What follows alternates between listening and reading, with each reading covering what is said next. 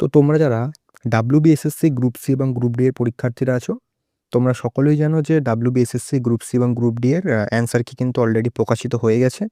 তো অ্যান্সার কি প্রকাশিত হওয়ার পরেই সবার মনে একটাই প্রশ্ন যে এর রেজাল্ট কবে দেবে? কবে দিতে পারে এর রেজাল্ট? এটাই কিন্তু সবার মনে একটা বড় প্রশ্ন। দেখো, প্রথমেই বলি, তোমরা ফেসবুকে হয়তো যখন অ্যান্সার কিটা প্রকাশিত হয়েছে তারপরেই ফেসবুকে হয়তো তোমরা অনেক পোস্ট দেখেছো যে WBSSC গ্রুপ সি আর ডি এর যে রেজাল্ট সেটা নাকি ২০ তারিখের মধ্যে প্রকাশিত হবে এই মাসে। এই মাস বলতে এপ্রিল মাস। এপ্রিল মাসের ২০ তারিখের মধ্যে নাকি প্রকাশিত হবে। তবে সেটা কিন্তু কোনো রকমের অফিসিয়াল পোস্ট নয়। অনেক যে গ্রুপ থাকে তাই সেই গ্রুপ থেকে প্রকাশিত হয়েছে, মানে লিখেছে তারা। তবে এটা কিন্তু কোনো রকমের অফিসিয়াল নিউজ বা অফিসিয়াল নোটিশ নয় যে ২০ তারিখের মধ্যে প্রকাশিত হবে বা কবে হবে। সেটা কিন্তু কোনো রকমের অফিসিয়াল নোটিশের মাধ্যমে জানানো হয়নি। সেক্ষেত্রে সেটা দেখে কিন্তু আমরা কখনোই বলতে পারি না যে ২০ তারিখের আগে বা এক্সাক্ট এই ডেটে প্রকাশিত হবে। সেটা কিন্তু বলতে পারি না। আর এখন দেখো, এখন যদি সম্ভাবনা বলি তাহলে কিন্তু এই মাসে চান্স কম আছে। কারণ হচ্ছে এই মাসে তোমরা সকলেই জানো যে পশ্চিমবঙ্গে ভোট আছে। সেক্ষেত্রে কিন্তু ভোটের মতো একটা বড় ইভেন্ট রয়েছে। সেক্ষেত্রে তোমাদের রেজাল্ট বার হওয়াটা কিন্তু একটু মুশকিল এই মাসে। তোমাদের রেজাল্ট বার হতে হয়তো যখন ভোটের রেজাল্ট হবে ৪ঠা মে, সেই ৪ঠা মের পরে ৪ঠা মের পরে কিন্তু রেজাল্টটা প্রকাশিত হওয়ার সবচেয়ে বেশি সম্ভাবনা। যদিও এর আগে যদি প্রকাশিত হয় তাহলে আগে তোমরা তো জানতেই পারবে নোটিশ দিয়ে।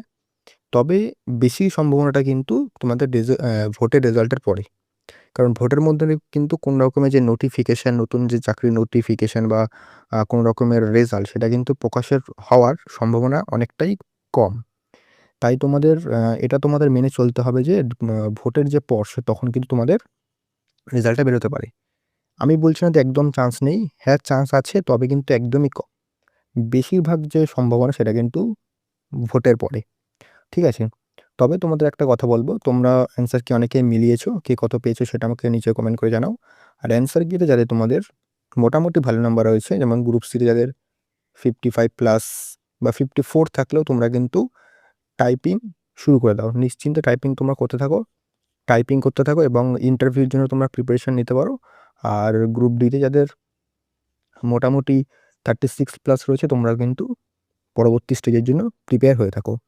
দেখো, রেজাল্ট একদিন ঠিকই বেরিয়ে যাবে, কিন্তু তোমাদের যে পরবর্তী স্টেজের যে সমস্ত প্রিপারেশনগুলো নিতে হবে, মানে গ্রুপ সি এর জন্য টাইপিং টেস্ট প্র্যাকটিস করতে হবে, টাইপিং প্র্যাকটিস করতে হবে, সেগুলো তো একদিনে হবে না। সেগুলো কিন্তু তোমাদের ধীরে ধীরে করতে হবে। অনেকেরই হয়তো টাইপিংয়ের স্পিড নেই, বেশিরভাগই নেই, আমি সেটা জানি। তবে তোমাদের কিন্তু সেটাকে ধাপে ধাপে এখন স্পিডটাকে বাড়াতে হবে। ঠিক আছে? তো তোমরা কী করে টাইপিংটা করবে, কী করে শুরু করবে, কোন অ্যাপস থেকে করবে, মোবাইল থেকে কী করে টাইপিং করবে, সমস্ত কিছুই কিন্তু আমি কালকে একটা ভিডিওর মাধ্যমে তোমাদের দেখিয়ে দেবো স্টেপ বাই স্টেপ। আর কী করে তোমরা প্র্যাকটিস করবে টাইপিং সেগুলোও কিন্তু দেখিয়ে দেবো। আর যাদের কিন্তু মোটামুটি ভালো নাম্বার রয়েছে তারা কিন্তু রেজাল্টের আশায় বসে না থেকে তোমরা কিন্তু অবশ্যই টাইপিংটা শুরু করে দাও এবং ইন্টারভিউর জন্য নিজেকে প্রস্তুত করো। ঠিক আছে? আর যেটা বললাম তোমাদের তোমার যে ফেসবুকের যে সমস্ত পোস্টগুলো রয়েছে সেগুলোও কিন্তু খুব একটা বিশ্বাসযোগ্য নয়। সেখানে কিন্তু অফিসিয়াল কোনো রকমের হয় না। কারণ ওদিক থেকে খবর নিয়ে তারা পোস্ট করে। সেক্ষেত্রে যতক্ষণ না অফিসিয়াল কোনো নোটিশ বা অফিসিয়াল কিছু জানা যাচ্ছে ততক্ষণ কিন্তু তোমরা সেসব দেখে একদম সেসব দিকে দেখবে না। তোমরা কিন্তু অবশ্যই রেজাল্টের কথা না ভেবে এখন থেকে তোমরা মেইন তোমাদের কাজ হচ্ছে, যারা গ্রুপ সি এর ভালো নাম্বার আছে তারা কিন্তু অবশ্যই টাইপিং করো। আর গ্রুপ ডি যারা তারা কিন্তু ইন্টারভিউর জন্য নিজেকে প্রস্তুত করো। ঠিক আছে? তো এগুলোই বললাম। আর তোমাদের রেজাল্টটা বার হওয়ার সম্ভাবনা কিন্তু বেশিরভাগ যে সম্ভাবনা সেটা কিন্তু বললাম যেটা হচ্ছে ভোটের পরে। আর বাকি যদি একদম, যখন এটা হচ্ছে পশ্চিমবঙ্গ, এখানে কিন্তু মানে কি হবে কি না হবে সেটা কিন্তু তুমি ধরতে পারবে না। উম দেখা গেল কালকে রেজাল্ট দিয়ে দিল। ঠিক আছে? তবে যদি একদম যদি বলি তাহলে কিন্তু ভোটের পরেই তোমাদের কিন্তু রেজাল্ট বেরোনোর যে সম্ভাবনা সেটা কিন্তু প্রবল। তো তোমরা সেই টাইমটাকে, মানে এই যে হাতে তোমাদের টাইমটা রয়েছে, এই টাইমটায় তোমাদের কি করতে হবে?